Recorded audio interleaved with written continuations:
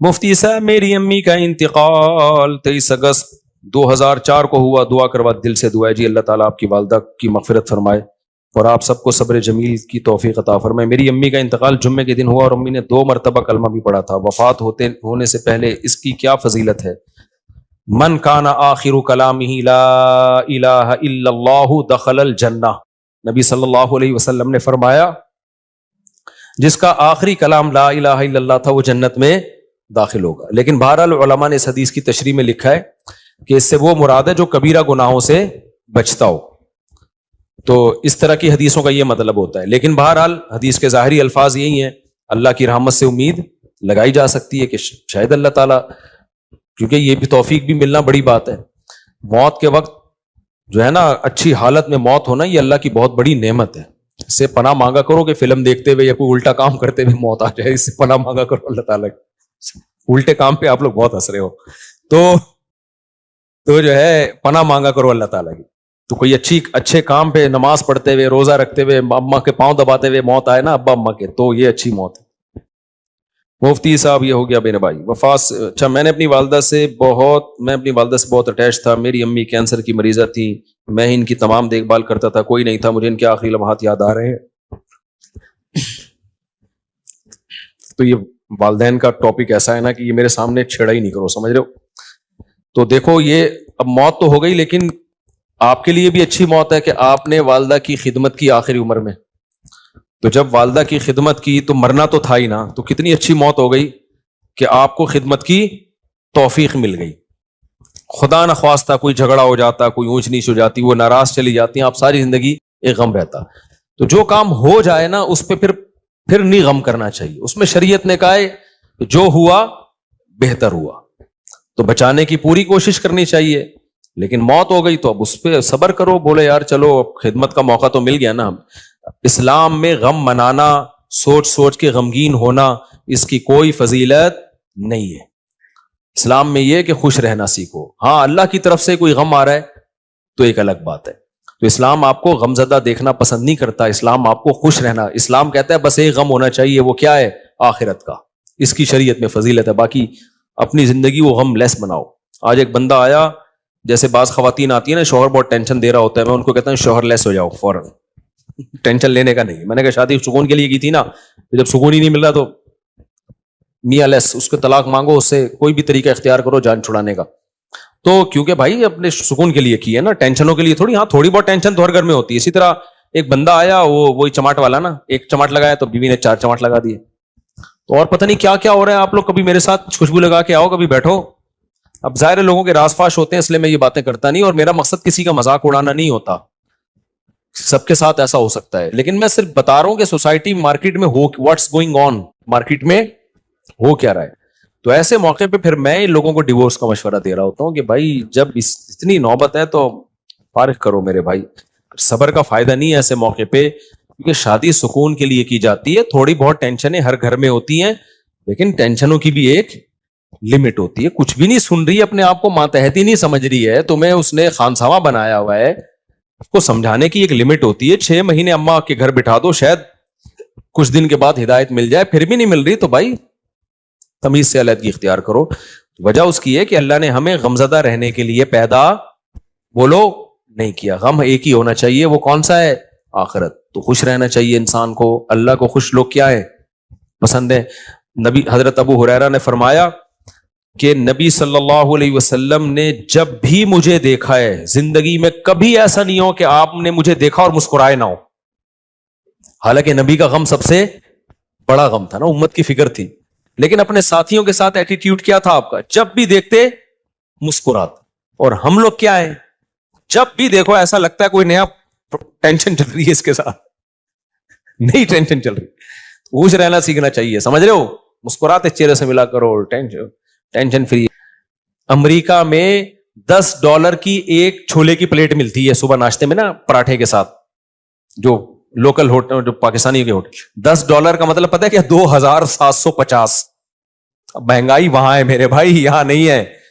یہاں تو چھولے کی پلیٹ فری میں آ رہی ہوتی ہے. پراٹھا خریدو, بعض دفعہ ویسی فری میں ڈال کے دے دیتا ہے. آپ ڈالر پہ ترس رہے ہو, تو وہاں خرچہ بھی تو ڈالر میں ہی ہو رہا ہے, سمجھ رہے ہو. تو اس لیے پاکستانی کرنسی میں اگر کما رہے ہو تو کھا بھی کس میں رہے ہو اسی میں. وہاں جاؤ گے تو ڈالر میں کماؤ گے تو کھاؤ گی بھی کس میں. میں جاپان میں جو فاسٹ ٹرین میں بیٹھا ہوں نا, میں یہ زوم آپ کرو انجوائے, اس کا ٹکٹ پتا ہے کتنے کا تھا؟ جب مجھے پتا چلا میرے ہوش اڑ گئے. میں نے کہا ٹانگا گدا ٹرکشا صحیح ہے میرے بھائی, یہ بس دکھانے کے ہیں. لوگوں کی جائیدادیں بک جاتی ہیں ان ٹرینوں میں, بہت لگژری لوگوں کا کام ہے وہ, بس وہ ڈرائیور ہی بیٹھے اس میں. تو بہت مہنگائی ہے, تو آپ بہت مزے میں ہو. اور وہاں ٹیکس اتنا ہے, آپ کی اگر 40 لاکھ تنخواہ ہے نا, 1 کروڑ آپ کی اگر تنخواہ, ایک مثال دے رہا ہوں تاکہ کیلکولیشن آسان ہو, تو 43 لاکھ روپے ٹیکس میں دینے ہیں آپ نے. یہاں اتنا ٹیکس تھوڑی ہے. پھر لوگ اس پہ خوش ہوتے ہیں, ہم ٹیکس دے رہے ہیں لیکن علاج ہمارا فری میں ہے, بچوں کی تعلیم ہماری فری میں. فری میں کہاں ہے؟ 43% تنخواہ کاٹ لی تم سے انہوں نے, اب تمہیں فری میں تھوڑی دے رہے ہیں. آپ کی گورنمنٹ یہاں جتنی مرضی کرپٹ ہے, میں کوئی یہ نہیں کہہ رہا بہت نیک گورنمنٹ, جیسی مرضی ہے, اتنا ٹیکس نہیں ہے میرے بھائی. تنخواہ پوری آ رہی ہے آپ کے پاس, تو اس میں آپ اپنے بچوں کی فیس بھر لیتے ہو, وہ اتنی نہیں ہوتی, 43% نہیں ہوتی, وہ سمجھتے ہو آپ کے سارے خرچے نکل رہے ہوتے ہیں. نہیں آ رہی میرا خیال ہے بات. اور پھر زکاتیں بھی لوگ دے رہے ہوتے ہیں, تھوڑے سے گھننے بن جاؤ, اگلا پوری جائیداد نکال کے دے دیتا ہے. یہاں تھوڑا سا گھننا بننا آنا چاہیے, بس یہاں پریکٹس کرو تھوڑی سی. تو اس لیے اتنا ٹینشن والا بات نہیں. ہم کیوں وہاں جا کے فوراً واپس آتے ہیں؟ مزہ ہمیں کہاں آتا ہے؟ بہت اچھے کنٹری ہیں, امریکہ بہت اچھا ہے, جاپان بہت اچھا ہے, مزہ ہمیں کراچی میں ہی آتا ہے. اور یہ جو میں نے ابھی بیان میں کہا نا کہ خاموش, بالکل خاموش, یہ 4 دن خاموشی اچھی لگتی ہے, اس کے بعد کاٹنے لگتی ہے. یہاں ریلیشن ہے, آبادی ہے. ایک بندہ پنجاب والا ملے گا, ایک پشتو والا ملے گا, ایک بلوچی ملے گا, ایک فلانا, ایک میکینک ملے گا, ایک فلانا ملے گا, ایک ڈاکٹر ملے گا, ایک سائنٹسٹ ملے گا, ایک سیاستدان ملے گا. ہر آدمی ہوٹل میں بیٹھ کے ایسے لگے گا یہاں سارے ہی پہنچے ہوئے لوگ ہیں, گپ شپ کا ماحول ہے. یہ سب کچھ وہاں پر نہیں ہے. خاموشی خاموشی خاموشی. ابے 4 دن تک خاموشی اچھی لگتی ہے, اس کے بعد میں نے کہا یار کوئی تھڑے نہیں ہے یہاں پہ, کوئی تھڑے ہوں یہاں پہ, کوئی بیٹھے ہوئے ہوں, کوئی بیٹھک ہو, کوئی گپ شپ ہو نا, ختم. تو ایک رشتہ داروں میں ہوتی ہے وہ بھی رشتے بھی کیا ہو رہے ہیں, ختم ہوتے جا رہے ہیں, وہ بھی شارٹ ہوتے جا رہے ہیں. تو بس ہر آدمی انڈیویجولی لائف گزار رہا ہے, تو ایسے تھوڑی, تو ایسے تو زندگی کا سکون تھوڑی ملے گا. بہت سی چیزیں ہمارے یہاں پازیٹیو ہے میرے بھائی, بس دعا کرو ہمارے یہاں صفائی ہو جائے اور لا کچھ قانون مضبوط ہو جائے, تو ہم ان سے اب بہت آگے ہیں. یہ 2 ہی چیزیں نہیں ہیں, اور یہ 2 ہی انہوں نے بیڑا غرق کیا ہوا ہے ہمارا. لیکن جب وہ تو بیڑا گورنمنٹ نے غرق کیا ہوا ہے نا, ہم تو خوش رہنے پر اللہ نے ہمیں پابندی نہیں لگائی. تو آپ اسی کو انجوائے کرو. دیکھو اب کراچی میں برساتی کھڈے کتنے ہو گئے نا بارش ہوتے ہی. اچھا کلائمیٹ ایسا چینج ہوا ہے کہ بارش بھی عجیب قسم کی ہو رہی ہے. ادھر آ رہا ہے کہ جی سمندری طوفان آ رہا ہے, اور واقعی آیا ہوا بھی ہوگا. اس کے پڑوس والے علاقے میں نلکے میں بھی پانی نہیں ہوگا. وہ کہہ رہے ہم تو سمجھ رہے تھے پورا طوفان آ رہا ہے, پانی پانی ہو رہی تھی, نلکے میں بھی پانی نہیں ہے. عجیب کراچی کا وہ, یعنی بارش ایسے ہو رہی ہے, انڈا موڑ پہ ہو رہی ہے, کلندری چوک پہ نہیں ہو رہی. عجیب ہی سیٹ اپ چل رہا ہے. تو انجوائے کرو اس کو. تو وہ دیکھو کتنے کھڈے ہیں نا, وہ ٹک ٹاکر نے کیسا انجوائے کیا کراچی میں بارش میں. جو کھڈے اتنے بات پہ آپ کو چھلانگے مار کے, تو اس نے اولمپک کی تیاری کر رہے ہیں نا گھر میں, لمبی لمبی چھلانگے مار رہے ہیں. ماں نے پوچھا اولمپک کی, کہہ رہے بعد میں پتا چلا یہ کراچی کے کھڈوں کو کراس کرنے کی ٹریننگ لے رہا ہے. میں نے کہا چلو اتنی ٹینشن میں اس نے. تو اس لیے جس حد تک ممکن ہے خوش رہنے کی کوشش کیا کرو. اللہ کو غمزدہ لوگ پسند نہیں ہے, ہر وقت دکھڑے, یہ ہو رہا ہے, فلانا ہو رہا ہے, ڈمکانا ہو رہا ہے. اور اللہ کو خوش لوگ پسند ہے. ہاں دکھ صرف ایک ہونا چاہیے, وہ کیا ہے بھئی, آخرت میں پتہ نہیں کیا بنے گا. اس کے علاوہ اللہ نہیں چاہتے کوئی دکھ ہو آپ کو. دوسری بات یہ کہ گھروں کے جھگڑوں کو بھی بڑھایا مت کرو. گھروں کے جھگڑوں کو, ہمارے ایک دوست تھے سفر میں, ان کا اپنی بیوی سے پھڈا ہو گیا فون پہ, طبیعت سے چل رہی ہے نا, تیری ایسی کی تیسی. وہ ادھر سے اس کو جواب آ رہا ہے, طبیعت سے پھڈا ہوا ان کا. اور اپنے دوستوں کو بھی بتا رہے ہیں میری بیگم نے یہ. ظاہر ہے سب کے سامنے ہو رہا ہے تو پتہ چلے گا نا دوستوں کو کہ یار کیا ہو گیا. بے یار میرا تیری بھابھی نے دماغ خراب کر کے رکھا ہوا ہے یار, یہ ایسے نا. آدھے گھنٹے کے بعد نارمل بیٹھے ہوئے, چائے چل رہی ہے, گپ شپ چل رہی ہے گھر میں. بیگم اور بیگم, وہ میں آ رہا ہوں پرسوں.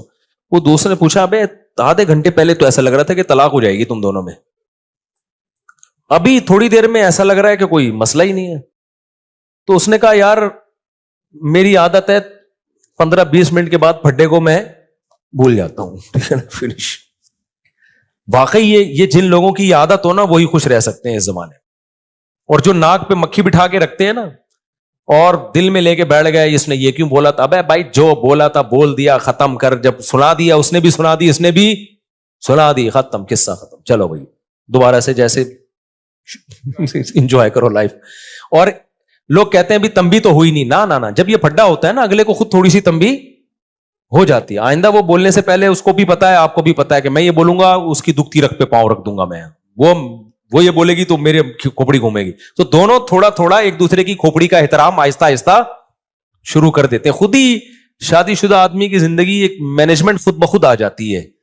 تو اگر آپ جو دل میں لے کے بیٹھ گئے, اس نے میرے کو یہ بولا تھا, اس نے یوں کر دیا تھا, اس نے, یار تمہیں ایک واقعہ سناتا ہوں اس سے بس پھر میں بس آپ لوگ سے 2-4 سوال لے کے بیان ختم کرتا ہوں.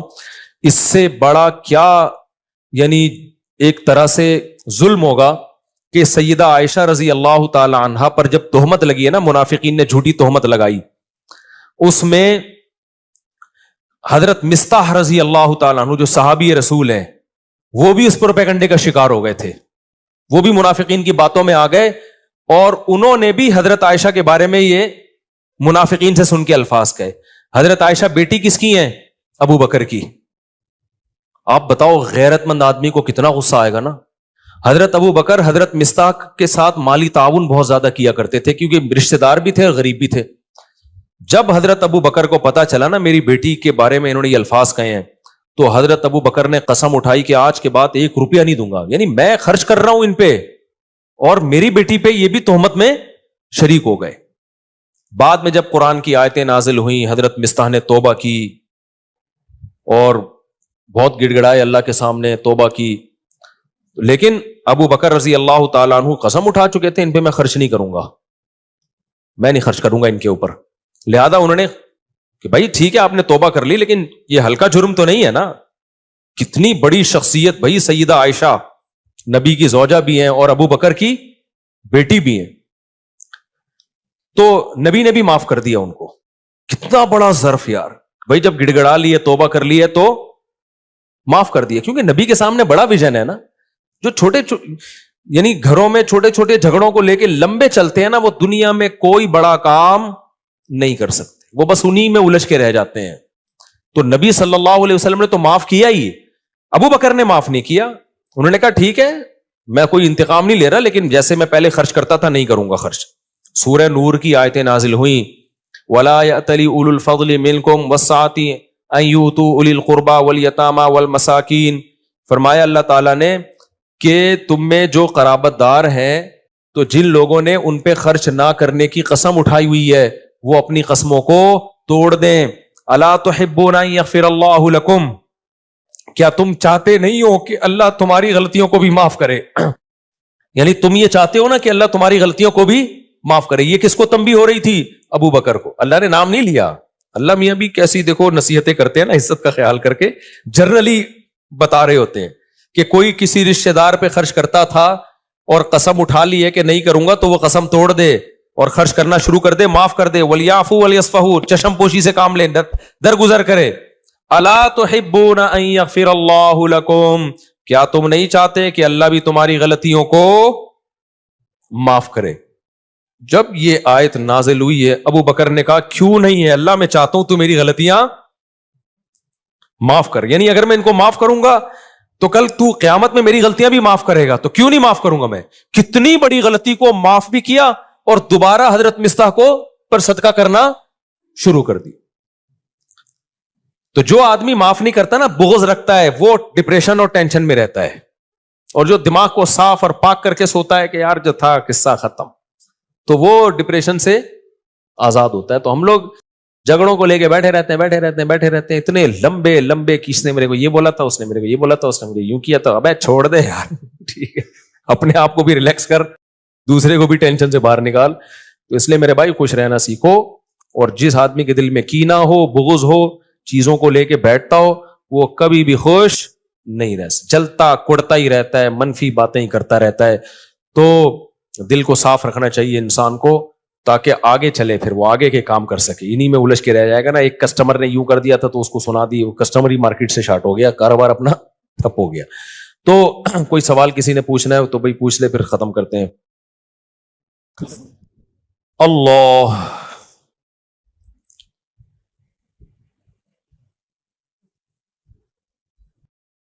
یہ جو میں نے اپنا قصہ سنایا تھا نا اپنے والد صاحب کا, اس پہ لوگوں نے بڑے کلپ چلائے, امریکہ تک میں پھیل گیا. نہیں, میں نے کہا تھا میرے والد صاحب سے تھوڑی میں نے اونچی آواز میں بات کی, آج کے بیان سے متعلق ہے یہ. میں نے بتایا تھا نا میری ایک دفعہ والد صاحب سے اونچی آواز میں بات ہوئی تو میں نے سوتے ہوئے والد صاحب کو اٹھا کے معافی مانگی. یہ کلپ بڑا وائرل ہوا, اچھا ہے.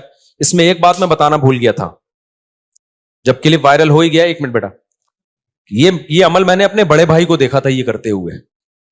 میرے بڑے بھائی کے ساتھ اس طرح والد صاحب نے ایک دفعہ ہاتھ بات اٹھایا تھا ان کے اوپر, تو شاید ان کی زبان اڑ گئی تھی. تو میں نے اپنے بڑے بھائی کو دیکھا کہ انہوں نے جا کے والد صاحب سے معافی مانگی. تو یہ میں بتا رہا تھا نا کہ جو چیز دیکھتا ہے انسان وہ سیکھتا ہے. تو مجھے اپنے بڑے بھائی کا یہ عمل میرے دماغ میں انسٹال ہو گیا تھا کہ یار اگر بڑوں سے کبھی ایسا ہو بھی جائے تو معافی مانگی جاتی ہے. تو اس لیے میں کہتا ہوں کہ اپنے ماں باپ کی خدمت اپنے بچوں کے سامنے کر لو, تاکہ تمہارے بچوں کو پتا چلے کہ انہوں نے بھی تمہیں بڑھاپے میں سنبھالنا ہے. سمجھتے ہو گے نہیں سمجھتے؟ اپنی ماں کی خدمت اپنے بچوں کے سامنے کر لو تاکہ بچوں کو پتا چلے کہ جو تمہاری بیٹیاں ان کو پتا چلے کہ بھائی ہم نے بھی اپنی ماں کو بڑھاپے میں سنبھالنا ہے.